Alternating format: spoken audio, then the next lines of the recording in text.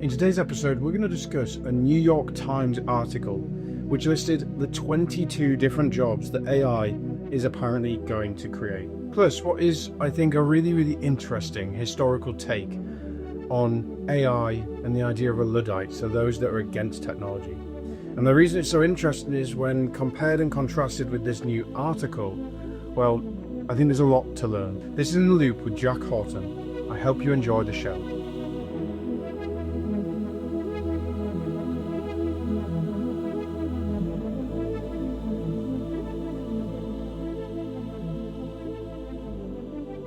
It's sweltering hot.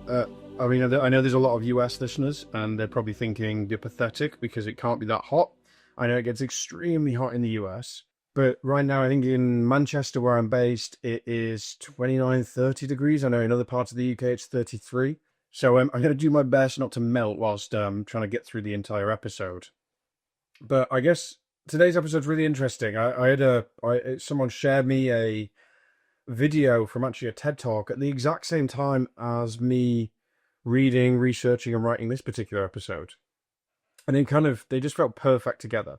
And it gave me a really interesting and new perspective on the episode that I was actually in the middle of writing. To start from the top, right now, obviously there's a lot of people thinking about AI, and many of these people are somewhat panicking. And when I say panicking, I don't mean running around in the streets, thinking the world's over, but are very concerned. And not necessarily about, those, as I said, doomsday scenarios, but, what's going to happen with the future of jobs? And I think this perspective is worth exploring. Because right now, times are quite tough all over the world. Fewer and fewer people can afford housing, and that's because of massive price increases as a percentage and as a ratio to the amount you earn. Governments are selling off all their assets to try and drive down debt, and the people buying them are big businesses who then are charging extortionate amounts for delivering the exact same service to the government, which taxpayers are paying for, which is leading to, less houses being built. Less land, less assets, higher debt. And there's also a lot of, as a result, I think, civil conflict as well. There's lots of global conflict going on as well that's only escalating. And I think this is coming at a time with a smaller social net around the world. There is going to be less support out there for people, and there's less high-quality, affordable healthcare, for these same people. So I think these fears about job displacement are extremely valid and worth seriously having. Because for many people, it's going to be really painful. And, many of the people listening to this podcast might not be affected, but maybe they've got family members affected. I've done episodes on how early careers, so those that are just coming out of, say, college or university, how much they've been hit. And, for all those in knowledge work, so writing, analysis, creative fields, we're watching AI and AI agents get better and better at these tasks every single day. And so it genuinely raises a big question about what the future of work looks like for those people too, who are often more the middle-class, white-collar workers. So yeah, these concerns, it's not to make this episode super negative, but they aren't theoretical. And things can happen really fast. And the snowball effect can happen really fast. And I promise I go into more of a more positive analysis throughout the episode, but we've talked about on this podcast series, major CEOs openly discussing, big changes they're going to make. Amazon CEO Andy Jassy just came out and said that basically, or released a memo, shall I say, saying to all their employees, basically, that AI agents will reduce our workforce. And, they're openly saying we want efficiency from using AI throughout the business. And he described AI as this system that will perform tasks on the behalf of everyone. And there's going to be billions of these agents across every single company instead of needing so many employees. And he openly accepted that while agents make certain jobs more fun because maybe you're not doing as many menial tasks, it will also mean that there'll be fewer people needed at those companies. So there is a transition going from, the assistant era, so assisting me to do work, to the agentic era, meaning kind of AI is moving beyond helping and actually just doing many of the things for people. And as I said in previous episodes, the amount these systems can actually do, people, conflate a good video or a good headline with reality. I don't think they're there yet, but it is going to get there.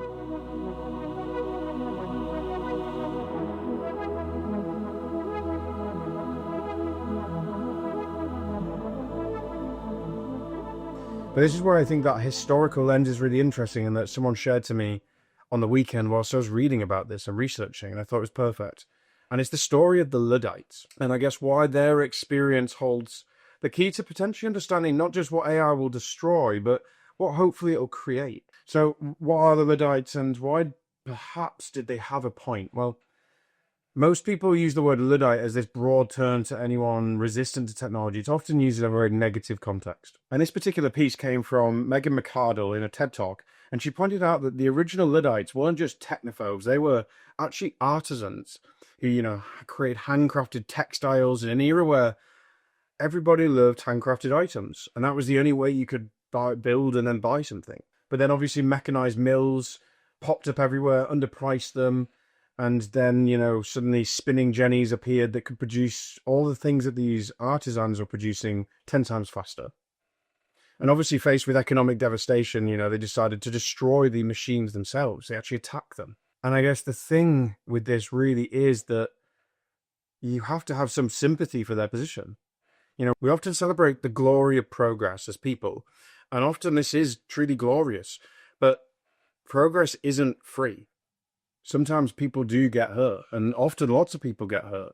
The printing press democratized knowledge, but also enabled witch burnings and religious wars. The Industrial Revolution raised living standards whilst creating awful factory conditions and urban squalor and terrible environmental damage. So as Megan McArdle in this talk puts it, modern governments can address many of those costs, but they can't restore what people lost. And I think we all have an obligation to acknowledge the costs of every single revolution. And I guess this is where it comes to the counter-argument to that position. And it's something that highly resonated with me. Because ultimately, we're all beneficiaries of the previous generation's decisions to prioritize future growth over protecting present circumstances. She makes this point beautifully. Because consider this, very few people listening to this podcast today have ever really worried about, say, basic food, shelter, or heat, or had to bury a child who died of a very preventable disease. And those are the things that represented, I guess, a normal condition throughout most of human history. And we've escaped them. Now, not everybody. There's many people in the world still suffering that, and because of global wars and crises, that number is going up drastically. But overall, most people's living standards have improved. And there's a strong argument to say that we also have an obligation to pay that forward, to leave an even bigger legacy for future generations. To do so otherwise could be seen as a form of theft from future generations. So the author posed this really uncomfortable question, which is, imagine if the Luddites had actually succeeded, so they destroyed all that technology and they'd halted progress. Essentially, they would have been reaching forward in time and taking nearly everything we have today to preserve their current circumstance. So the question has to become, when we want to halt innovation that might disrupt how we currently live our lives, how much are we willing to take from the next generation? And I guess when viewed in this way, progress seems a little bit different to me, because the natural response is, but we already have it so good. We have air travel, vaccines, we've got streaming services. But a Luddite would have felt the exact same way about their era. They couldn't have conceived of a future where an average worker's lives are longer, healthier, happier, more comfortable than in the 19th century. So many people might ask the question, is progress really beneficial when you look at climate change and the environment's destruction? But consider your last, dental appointment. Imagine having that without anesthesia. The same industrial systems that have created awful environmental challenges have made it possible for us to not suffer pain when having a tooth ripped out. That's made us wealthy enough to redirect millions of workers' basic survival into science and medicine. So progress operates cumulatively. The longer it accumulates, the more surprising it becomes, because we can easily envisage, near-term disruptions, but we can't understand those long-term benefits that appear. It's so difficult.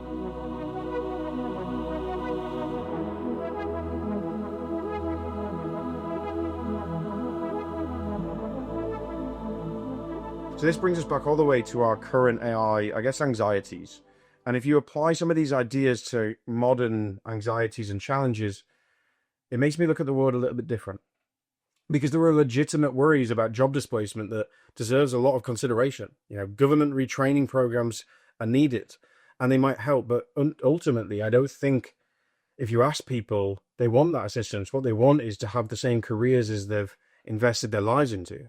So when facing these questions or concerns about whether we should slow or stop AI development, I guess this historical perspective offers really important context, which is we don't really have the right to limit future possibilities for future generations because we're already living in someone else's impossible future. And now when it comes to AI, I think it is going to be extremely painful. And I think many people are going to lose jobs. I also think many people are going to get new types of jobs. And I think all of the same points I've made today is we have no idea how good it could get and equally how bad it could get. But I think ultimately as a civilization, we're screwed without investing in technology. I don't think we can overcome climate change or damage the world so bad unless we invest everything we have into something that could become a super intelligence potentially. But we must balance all of the opportunities with all the risks as best we can to manage the transition period of this world to whatever future world we're living in. And that requires compassion and empathy and investment and higher tax into programs that benefit everybody else. But there is hope. And that's coming on to the point of the article from the New York Times, which are 22 jobs that AI will create. And I'm going to break them down because they're actually really interesting. I've broken down into different categories as well. But before I continue, I just want to say thank you for being here. I'm genuinely amazed to see In the Loop growing so much every week. We've had over 63,000 views and listens across all the different channels. So it feels amazing. The goal from day one of this has been to provide very easy insights and understanding into, I guess, how AI is shaping work, culture, and the world around us. And honestly, if you're enjoying learning about AI in 15, 20 minutes or less, and you have anyone you know that might benefit or be interested in it, just share it. Share it in a Slack channel, a Teams channel, share it via WhatsApp, whatever it might be. It honestly means the world to me. Anyway, back to the show. So this leads me to the encouraging part of today's discussion, because obviously there's been a bit of doom, gloom, hope, and this is where it goes to what the future could hold. Because the New York Times article, as I said, it listed 22 new jobs, and it falls into different categories of jobs that are emerging. Because according to the World Economic Forum, AI is going to displace about 9 million positions by 2030. But apparently they think it's going to create 11 million new ones. So that's a 2 million increase in total jobs. But I guess the question is, what will those jobs even look like? And again, most people don't want to have to reskill, relearn, and transition to those new jobs. They just want to maintain their careers. So the categories are trust, integration, and taste. The first one is the trust job. So there's about 8 roles here that's listed. This exists because AI might be super capable of doing things, but ultimately AI can't be responsible for an error. You can't send AI to prison if it does something bad. So you need humans to verify, validate, and even take responsibility for AI's work. So this comes to job number 1. So you have an AI auditor. So apparently within 5 years, most accounting firms will have AI audits. So these are professionals digging into AI systems to understand what they're doing and document it for either legal or liability reasons. You might have an AI translator. So these might be specialists explaining AI mechanics to business leaders. So these are basically consultants. You might have a trust director. So a senior role overseeing the entire trust framework of an organization using AI systems. Because obviously accountability is really important. Imagine if your AI accidentally starting rejecting education applications based on a weird tenuous link that you used to live in an area that's deemed dangerous. You'll have an AI ethicist. So these are people that build chains of, I guess, defensible logic to support decisions made by the AI or hybrid teams. So you might have to explain decisions to investors and customers. Again, this black box of AI is a problem. You'll also have consistency coordinators. So people who are making sure that AI-generated, say, content remains consistent across all applications. And you might have to have AI escalation officers. Sometimes people just want to talk to a human. These are going to have to step in when interactions with AI are just so frustrating. Kind of like a customer service job. The second category is called integration jobs. So there's about 6 of these as a good example. So one, you might have AI integrations. So these are experts who help businesses integrate AI into their business process. We're seeing this play out already. An AI plumber. So as systems become increasingly complex and autonomous, they suddenly become very layered and complex. And while something might break, an AI plumber will have to dig through the entire system to find the problem. Another one is an AI assessor. So, these models are constantly changing. So you need to be able to evaluate whether the AI system you built is getting worse or regressing, or if it's improving, if it's changed. Again, an AI assessor is going to be absolutely critical. That's something that I expect to start popping up even in the next 18 months of scale. You're also going to have an AI human evaluation specialists. So these professionals determine whether AI performs best or whether humans are needed. So again, making that assessment over staffing strategies, basically. And third and final ones, you've got the taste jobs, which I personally think are the most interesting, actually, because these roles emerge when everyone has access to the same tools. The ability to make those bold or stylish creative decisions becomes incredibly valuable. So just think about it this way. So instead of a traditional writer, we might see article designers who select inputs and create phrases or paragraphs and reasoning from different AI systems. So they're essentially authors, not just writers. You have a world designer, for example. So these are going to be creators who fabricate essentially entire universes for marketing campaigns or video games with fictional characters and locations. You have product designers that are an expanded job role. So future product designers will own entire products from top to bottom, making not just big picture decisions, but all the creative decisions that bring a vision to life. You might have then a differentiation designer. So as businesses gain access again to the same intelligence, you need professionals that are able to combine philosophy and product development and branding and creative execution and various different AI systems to execute something that stands out. So anyway, I think there's a bunch of really interesting job categories that could emerge based on how systems are working today.